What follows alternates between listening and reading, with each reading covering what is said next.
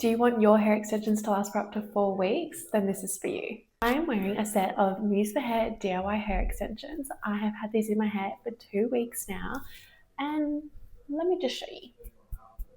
It's not budging, not moving. And here are a few of my golden rules that I always follow to make my tapes last for 4 weeks. Something that you must do is always make sure your hair and the extensions are 100% dry when installing, so that no moisture gets trapped underneath the tape and interrupts the bonding process.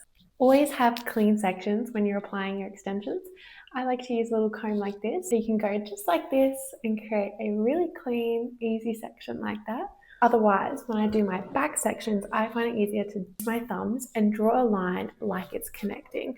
And I always like to have a mirror in front of me and a mirror behind me so I can really see what I'm doing, especially when you're learning. This is a new idea for you, so you're going to be learning how to do it. So be generous with the time that you take, and once you've gotten used to the whole process, this will only take you 20 minutes. I recommend having straight, clean hair when applying so that there are no frizzy beats, sticking up, getting stuck in the tape where it shouldn't, so it just has a seamless application process.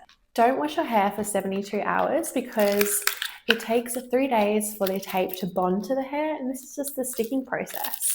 However, if you do wash before, you may notice that they might simply slide out a little bit. You want them to really get stuck, so wash your hair, clean it, blow dry it, and stick, and then wash your hair 3 days later.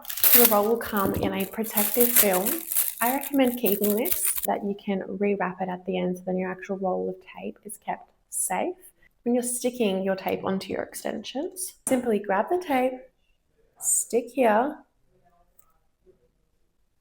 wrap it around like so, and cut. I recommend doing the wrap methods because you don't want to touch the tape too much with your fingers when you're installing it. So you can remove just one side and have the other side sticking out. Stick the ones when you're ready to allow your hair to fall on top.